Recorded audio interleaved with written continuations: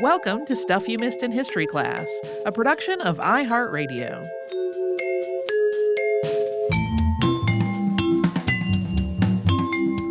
Hello and welcome to the podcast. I'm Holly Fry. And I'm Tracy V. Wilson. And today's show is about a famous case of mass possession. The story of the Loudun possessions in 17th century France has kept theologians, psychology experts, historians, and occultists, frankly, fascinated for 4 centuries. And that's because it involves a group of nuns who described some very unsettling visitations at their convent, and that developed into a story of possession, political intrigue, and a moment in time that was just rife with social tension. So on September 22nd, 1632, 3 nuns at the Ursuline convent in Loudun, France, were, according to reports, visited in the night by what appeared to be a spirit asking for help. This spirit appeared to each of them separately, but in each appearance, it was a member of the clergy. Those 3 nuns were Jeanne des Anges, who was the Mother Superior, Sister de Colombier, her assistant, and a junior member of the order called Sister Marthe de Saint-Monique. This was the beginning of the most famous possession and witchcraft case that France and really most of Europe had ever experienced. According to the nuns' accounts, there were many other unusual happenings at the convent in the nights that followed. First, there were sounds. They heard voices. But then things escalated. Nuns, these 3 and others, began to report being hit by unseen forces. Some of them were stricken with fits of giggling for no reason. It was just this uncontrollable reaction. And then they started seeing a skeleton walking through the convent hallways. Then one night, the Mother Superior was handed some hawthorns by what appeared to be a spirit hand. Hawthorns are tart berries that come from a flowering shrub. Like a lot of other plants, this is related to the rose. Hawthorns have historically been used to treat things like indigestion, kidney disease, and skin condition, although there's no solid proof that they help with any of that. And some hawthorn preparations can be toxic. But for these nuns, there was another effect, which was convulsions. The behavior of the nuns also became irrational, and they started to see a clear image of a particular person they all knew. I will say for clarity, I never saw a definitive explanation as to whether they consumed those hawthorns. Or if they sort of were spiritually exposed to the hawthorn. Right. But to talk about what happened next, we actually have to put this unique moment in context and talk about some of the key players in the story. So Loudun, which was founded in the 11th century by Benedictine monks, sits about 300 kilometers southwest of Paris. And in the early 17th century, when this story takes place, it had been through a lot. It had just been through a terrifying plague in which 3,000 of its residents had died. There was no way to treat the plague, and many of the doctors had left. Sometimes this is described as the doctors abandoning Loudun, but they realized they couldn't do anything, and they did not want to die and not be able to help other people. And Huguenot Protestants and Catholics had also been at odds in the region throughout the 16th century in what were known as the French Wars of Religion. The Edict of Nantes had ended the fighting in 1598, and it had established religious tolerance on paper, but there was still friction and mistrust between those factions. In the more acute sense, under King Louis III, the French government wanted to tear down the walls that surrounded the city of Loudun as a way to make it less isolated and to bring it into the greater fold of French centralized government. The Catholic population of the town was all for this, but the Huguenot Protestants saw it as a way to ensure that Catholicism, which was the national religion, dominated their day-to-day lives. Next, we introduce Urbain Grandier. Grandier was born in Bouillère, France in 1590. According to a biography about him written by Alexandre Dumas Père, he was educated by his father, Pierre Grandier, and his uncle, Claude Grandier. Education was in the sciences. At 12, he entered the Jesuit college at Bordeaux, and he did really well in school. He was a good speaker, he had natural charm, and his teachers really loved him. It was also there that he became strongly encouraged to put his natural gifts to work with the church. And he did so. In 1617, Grandier was made priest of the parish at Saint-Pierre-du-Marché in Loudun, and also was appointed as a canon at the Church of Sainte-Croix. That meant that he had a degree of power within the ecclesiastical governance of the region. He would, with other canons, preside over ecclesiastical court proceedings. At the age of 27, he was considered young to have such prominent positions, particularly in a place that was not his hometown. Grandier was an outlier among his peers in the Catholic Church. For one, he sided with the Protestant position that Loudun should keep its walls and have a degree of independence from the French crown. He was pretty generally anti-royalist, and he was not a fan of the powerful Cardinal Richelieu. He also wrote a treatise that stated that he believed the rule of celibacy for religious figures in the Catholic Church should be abolished. But he had enough friends in high places that for a while, although his views were problematic, he maintained his position and power. To add to his list of problematic attributes, he could also be kind of a jerk. He was very smart and more educated than most of the people in Loudun, and it seems like while he was apparently very lovely to people he considered friends or who he admired, he was really condescending to everybody else. Yeah, there's nobody that's like, what? He was so kind. They're like, oh yeah, he could 100% be a jerk. He also had a little problem when it came to women. He was very handsome, and he was known to use his charms to gain the favor of women. In short, he was known to engage in a lot of sexual relationships with the women of Loudun, and this became a legal issue that was actually a precursor to the possession case. First, a young woman named Philippe, whose father, Louis Trinquin, was the king's prosecutor in Loudun, became pregnant, and word quickly spread that Grandier was the father. Then in 1629, a man named Jacques de Thibault started telling anybody and everybody that Grandier was lecherous and that he could not be trusted. Grandier and Thibault got into a physical altercation outside the church after Grandier told Thibault that he had to stop telling everybody he was a bad man. In response to that, Thibault beat the priest with a cane.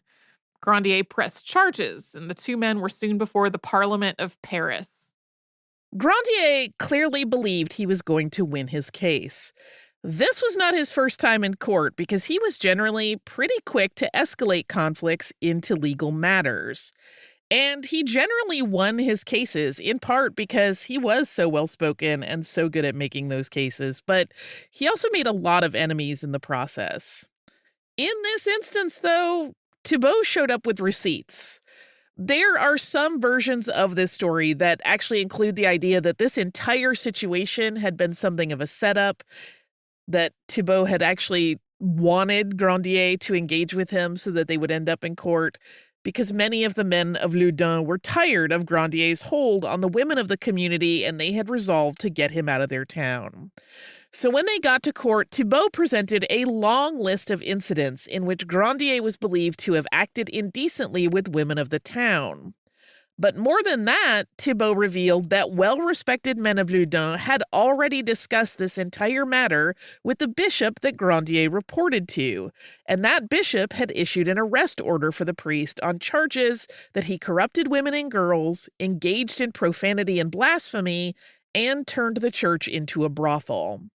So at that point, the case in civil court against Thibault was dismissed, and things shifted over to ecclesiastical court, where Grandier was the defendant and not the plaintiff. Things did not go well for Grandier in his ecclesiastical case. After his civil case was dismissed, he made his way back to Loudun to prepare a defense and was immediately imprisoned for 2 months. When the trial took place, there was no evidence. None of the women of Loudun came forward to say that he had done any of the things that the men of the town had accused him of. But he was still found guilty of indecency. His punishment was that he had to fast on bread and water every Friday for 3 months, and he was barred from performing the functions of a priest in the Diocese of Poitiers for 5 years. That was where he served as canon at the Church of Sainte Croix, but he was barred from performing public functions of a priest in Loudun permanently. Grandier did not accept this ruling, and he fought it. He appealed in both the ecclesiastical court and the Parliament of Paris, and this was a very different state of affairs. As a new investigation was opened, it became apparent that some of the men who had made statements in the earlier case were inconsistent in their stories when they were questioned again. Others flat out confessed that they had been bribed for their earlier testimony. Some men, when shown their depositions from the earlier proceeding, said that their statements had actually been altered from what they actually said. Because of all of this, Grandier was acquitted and returned to his duties as priest, but there was still a lot of tension regarding him in Loudun. He had actually been offered the chance to transfer to another diocese, but he turned it down. Coming up, we will talk about Jeanne des Anges, the Mother Superior at Loudun's Ursuline Convent. But first, we will pause for a sponsor break.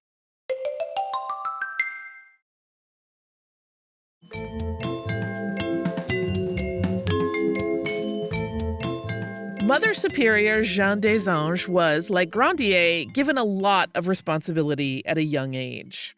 She was born in 1605 as Jeanne de Belsier. Her father was Louis de Belsier, who was a baron, and her mother was Charlotte de Goumar. When she was 16, Jeanne became an Ursuline nun in Poitiers, but in 1627 she transferred to Loudun to join the newly established convent there. She was only 22, but she was made Mother Superior of this new group. Once the issues with Jeanne and her sisters at the convent escalated to the point where it seemed like a demonic possession was happening, the local clergy came to the conclusion that they had to consider exorcism. There was a list of criteria used to determine if someone was possessed. If the subject was speaking in foreign languages, exhibited clairvoyance, displayed an unnatural degree of physical strength, and performed levitation, then to the clergy, it was just an open and shut case. I read one interesting paper about this case that mentioned that, of course, those are also the same list of qualifiers to determine if you had some sort of divine interaction. And it was really a matter of interpretation as to whether it was a good one or a bad one. The first attempt at an exorcism at Loudun was on October 5th, so it was just 2 weeks after the strange events began. But there were many exorcisms performed in the following months, and they shifted from private situations that were carried out in the convent to public theatrical events. They were sometimes staged in chapels and even in people's homes, and at other times the nuns were brought onto a scaffold in the town square that had chairs arranged on it. The nuns were tied to the chairs so the assembled spectators could watch as the priests yelled their various prayers and incantations, and the nuns writhed and occasionally exclaimed. Sometimes they spoke in some sort of demon tongue. Canon Jean Mignon and Father Pierre Barre carried out the earliest exorcisms, but there were soon something of a rotating cast of priests and other church officials who participated in all of this. It's been described in ways that make it sound almost like an ecclesiastical tourist destination, but it also became an actual tourist attraction. As word spread throughout Europe about what was going on, people traveled from around France and even from other countries to witness these public exorcism rites. It was determined that Jeanne des Anges had 7 different demons inhabiting her body. Diagrams were created showing where each of them was most tightly lodged. And Jeanne became the star of the show. She was exorcised repeatedly.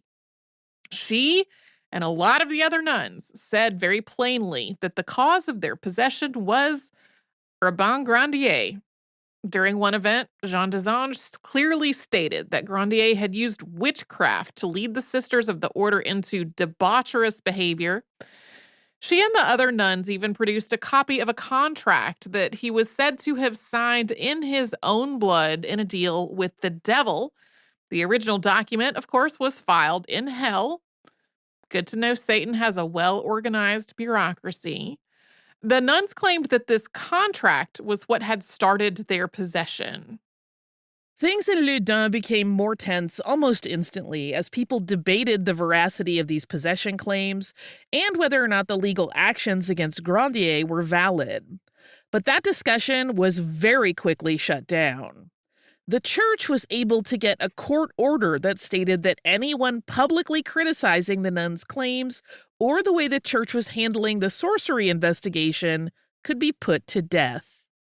This was exhibited in the case of a man named Mark Duncan, a Calvinist doctor and mathematician from Scotland who lived in Saumur, about 30 kilometers away from Loudun. Duncan believed that the explanation for the possessions described by the nuns was way more mundane than supernatural. He thought things like fasting and solitude had led the nuns to a point where they could not discern the difference between their imaginations and reality. He had to go into hiding to avoid arrest for his opinion. Yeah, this, of course, also becomes one of those things that is tied very keenly to the ongoing tensions between Protestants and Catholics, and it seemed like he was trash-talking Catholics, at least, according to the people who thought this court order was worthwhile. Cardinal Richelieu sent a commission to examine the evidence of the Loudun possessions and Grandier's part in them. Meanwhile, Grandier's allies actually tried to intercede on his behalf, but that court order, making it impossible to contradict the nuns of the church, essentially amounted to a gag order, and it left them unable to advocate with any real impact. On August 18, 1634, Urbain Grandier was found guilty of sorcery. He was burned at the stake. But this did not end things in Loudun. In some ways, it seems that once the frenzy of the accusations and execution were all done, some of the clergy were left trying to make sense of it all. In 1634, one of the priests who participated in the exorcisms, Father Tranquille, wrote an account of the events that were taking place at Loudun. In his version of events, he was careful to explain the reasoning of the priests who were involved in the exorcism and to justify their actions. He also chastised people who did not believe the nuns. And despite Grandier no longer being able to bewitch her, Jeanne des Anges continued to exhibit strange behavior. At one point, she told one of the town leaders who had been instrumental in prosecuting Grandier that she actually feared she had offended God with her testimony. She also attempted suicide at least once and possibly twice, it's a little unclear, but she seemed very much out of sorts mentally, and instead of anyone being concerned that she needed some sort of help in that regard, it was perceived as proof that she was still possessed. And then Father Jean-Joseph Serin arrived in Loudun. Serin was considered something of a wunderkind in the Catholic Church at the time. He was born in 1600 and at the age of 8 is said to have promised his life to the church and taken a vow of celibacy. His entire life had been dedicated to his spirituality, and he was the man chosen to help Loudun finally get rid of all the demons still wreaking havoc on the convent. Serin took an express interest in Jeanne's situation, and he created a plan to get her spiritually healthy again. This included things like prescribing specific prayers and schedules in which to say them, and urging her to ignore her bodily desires. All of this was a very different approach to the situation.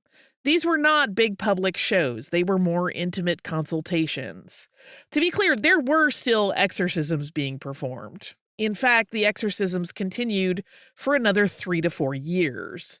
But even Jeanne later wrote that these were less violent and more quiet than the exorcisms that had been part of the early Loudun events. A lot of the interactions between Jeanne and Serin actually sounds almost like modern talk therapy, with Jeanne learning to find her own strength, which in turn was said to be weakening her demons. This was all very unconventional for the time, and it often put Serin in the ill favor of higher-ups within the church. They just wanted him to get rid of the demons in Loudun, do it quick, and be done with it. Eventually, and with the church putting pressure on him for results, Surin was apparently able to cast out Jeanne's demons one at a time over the course of those several years that the exorcisms continued. The case made Jeanne des Anges famous when the exorcisms pushed out her 7 bad demons. According to her later memoir, those spaces had filled with positive Holy Spirits. She'd also, as this transformation took place, had 4 names emblazoned on her left arm: Jesus, Maria, Joseph, and Francis de Sales. Francis de Sales was an influential bishop who had died in 1622. Jeanne traveled all around France, showing people her scarred limb. And in 1644, Jeanne des Anges published her account of the possessions. And in it, she also describes her sexual desire for Urbain Grandier, writing, quote, "When I did not see him, I burned with love for him. And when he presented himself to me, I lacked the faith to combat the impure thoughts and movements that I felt." She blamed this on him bewitching her, but there have been a lot of interpretations that Jeanne's claims of possession may have been a way to actually punish Grandier for not reciprocating her interest. While Jeanne des Anges remained Mother Superior at Loudun for the rest of her life, as a result of her involvement in the possession and exorcism, she was often met with skepticism. In addition to her role at the convent, she came to be seen as a local mystic. In the years following the witchcraft trial and the execution of Grandier, she claimed she had direct interaction with a guardian angel who guided her in spiritual matters. This sometimes caused her to run into issues when her guardian angel gave her information that was counter to church figures, but it also put her in a position of power in these interactions. Like, how could her detractors, who claimed to be men of God, argue with an angel? Meanwhile, Father Saurin's time after Jeanne's demons were exorcised was less positive. As he worked with the Mother Superior, he had prayed for her demons to leave her and inhabit him, and both she and he believed that had happened. His health declined as these alleged spirits took hold of his body. He wrote about having difficulty initially with things like headaches or just finding himself unable to catch his breath. Then his physical problems progressed to a point where he experienced uncontrollable trembling. He started having hallucinations. He described having severe abdominal pain as a final manifestation of this prolonged possession. In a letter to a friend, Saurin stated plainly, quote, "During my ministry, the devil passed from the body of the possessed person and entered into mine." Whether his illness had a rational medical explanation or not, Father Saurin believed that he carried a demon. His physical and psychological pain progressed to the point where he attempted to die by suicide, although that effort failed. He is usually characterized as having gone insane in his final years. Both Jeanne des Anges and Father Saurin died in 1665. Coming up, we'll talk about some of the accounts that finally surfaced that ran counter to the one the church had put forth. But before we do, we will hear from the sponsors that keep Stuff You Missed in History class going.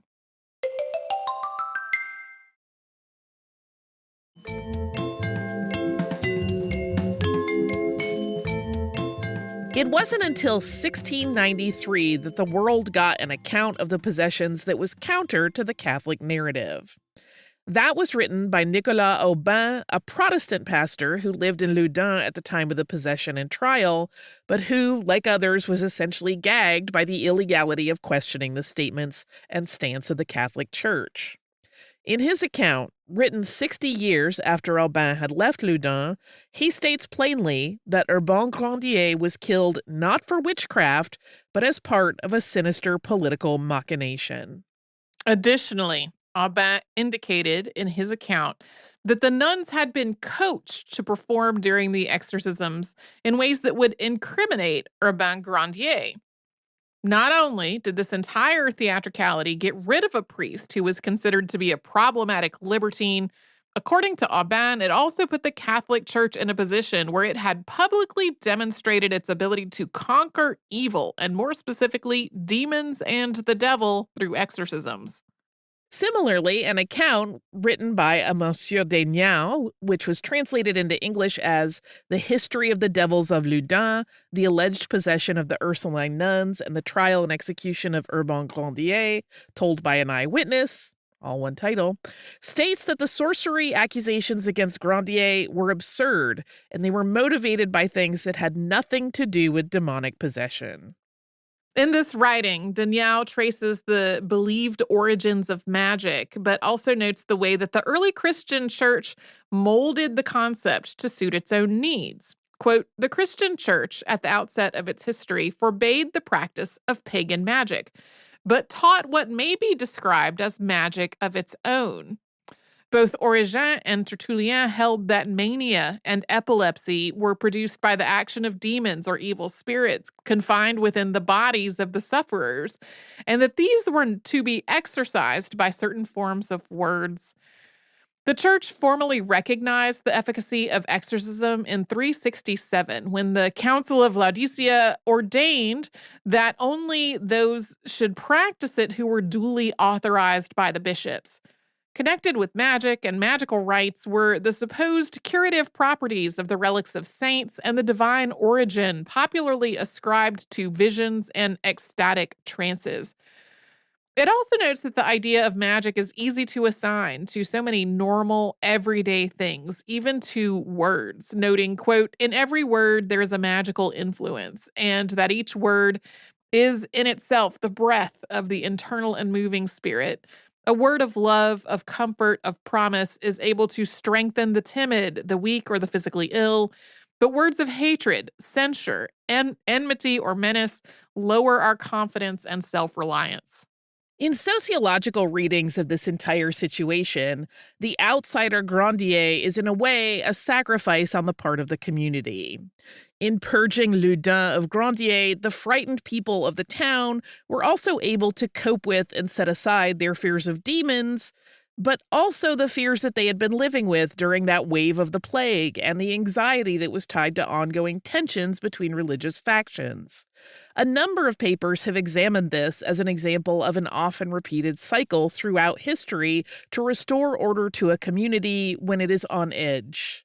To the people of Loudun in the 1630s, he was a villain, but when viewed through the modern sociological lens, Grandier was really the victim. In 1592, Aldous Huxley wrote a nonfiction deep dive into the Loudun possessions titled The Devils of Loudun. It has garnered critical acclaim and is considered by many people to be one of his masterpieces. In the modern era, many psychological studies of the Loudun possessions have been written. One of the most famous was written by French Jesuit priest and scholar Michel deCerteau in 1970. His work points to mental disorders as the catalyst for mass possessions, but that the context also really mattered because these events often happened as large social and political events and transitions were taking place, particularly in instances where societies governed by theological entities were moving toward a more political or rational governing ideology. Possession, according to deCerteau, enabled women who would generally not have a voice in such times to verbalize, through a possessing entity, thoughts about what was happening around them. Everyone, from psychology students to well-established psychiatrists, has had an opinion about exactly what happened at Loudun in the 1630s. A lot of these examinations of the facts as we know them land at the idea that this was a case of mass hysteria. Some analyses come to the conclusion that in the cases of Jean des Anges and Father Serin, there may have been a personal hysteria or a mental illness as well. But perhaps the most interesting thing about the Loudun possession case is that it is not unique at all. In a 2002 paper published by the American Historical Review titled The Devil in the Convent, historian Moshe Sluhovsky lays out a compelling argument about the nature of such events, noting, quote, the mass possession in Loudun was only one among numerous similar group possessions in religious female congregations, and that most cases had nothing to do with witchcraft and with witchcraft accusations. Sluhovsky states that out of more than 45 such cases in Europe that have been documented, there were only 5 that catalyzed witchcraft accusations, and that the lopsided coverage of these more sensational cases has actually done a disservice to historical research. Sluhovsky traces the instances in the historical record of mass possessions in convents, the first of which appeared in the 14th century, and looks at their differences and their commonalities. All of the famous cases are clustered together in the early 17th century. He notes that feminist criticism has really changed the way these events have been perceived, and that the gendered language of hysteria has often been used to dismiss behaviors of women that men have historically not really understood. He makes the case that these instances of mass possession are a form of, quote, female monastic spirituality. This was an expression of spirituality that was acutely painful, but did not have anything to do with demons. Sluhovsky admits that there is an inherent lack of information in this, writing, quote, "It is impossible to generalize about the social profile of possessed nuns. Our information is incomplete." He admits that any speculation or assessment of this is tentative. His argument is that the behaviors that a lot of historians and contemporaries to these possessions have labeled as sexual or demonic are actually way more complex expressions of the very many tensions at play in fairly isolated communities. These were groups of women who were grappling with their relationships with the outside world, their efforts to fulfill their promises to live a life within the order, a state of alertness to avoid temptations, concerns about finances for themselves and their immediate community, and the larger issues and conflicts that were facing the towns, villages, countries, and religious denominations that they were also a part of. I really, really like his look at the whole thing because it does acknowledge, one, obviously how complicated it is, but two, that we can all talk about it as much as we want, but we will never have all of the information because there was probably some obfuscation of what really went on. So that is the Loudun possessions. It's been on my list for 100 years. Uh, I have a bit of listener mail about sleep. Uh, this is written by our listener, Kieran, who writes, "Hello, ladies. I just wanted to send a note because Holly's discussion on a recent behind the scenes about her lifelong sleep troubles made me feel so seen and also comforted. I've likewise struggled with terrible insomnia for as long as I can remember, as does the rest of my family, and agree that while I try to practice, quote, good sleep hygiene, it is far from solving the issue. Unlike Holly, though, I get very cranky being so tired and restless during the night, so I loved her being so chill about it, an approach I'm aspiring to. One thing that has weirdly helped was reading Charles Dickens' A Christmas Carol, and it mentioning Scrooge getting up in the night, leading me down a whole rabbit hole learning about the historical trend of having first sleep and second sleep. According to some sources, in eras before artificial lighting was common, it was a practice to sleep from about 9 or 10 to midnight and then get up and perhaps do some light reading, writing, prayer, or even chores for an hour or two, then go back to bed to sleep until dawn. I love this being an accepted thing and is certainly preferable to frustratedly tossing and turning all night. There are and have been so many diverse human sleep patterns across cultures and time, and like Holly described, it's important to acknowledge that everyone has different rhythms. What works for one person may not work for another. Here's to some nice midnight reading going forward, hopefully. As always, thank you so much, both of you, for all you are and do. You are a light in the dark, and I always squeal and get so excited when a new episode uploads. Also, Holly, I too was so excited about the Sewing Patterns two-parter. Thanks again, Kieran. Apologies, no pet tax, as I do not currently have a fur baby, but I do have another scrap quilt in the works. All the best. This scrap quilt looks absolutely gorgeous. It is in shades of ivory and like deep autumnal tones, and it's absolutely beautiful work. Amazing, amazing work. Thank you so much for writing this. Listen, it always helps to feel seen. As for the two sleeps thing, that's always fascinated me as well. I'm pretty sure I've talked about polyphasic sleeping on the show before, which I would love to try, but doesn't seem to really work in reality for anybody that has an inconsistent schedule. But I'm glad when people figure out a thing that works for them. I too sometimes like to just get up in the night and Usually I'm not that productive. I just kind of goof around on my phone. If you would like to write to us about your sleep troubles, your demonic possessions, your concerns about sociologically analyzing historical events, whatever you got going on, you can do that at historypodcast@iHeartRadio.com. You can also subscribe to the show if you haven't yet. You can do that on the iHeartRadio app or anywhere you listen to your favorite shows.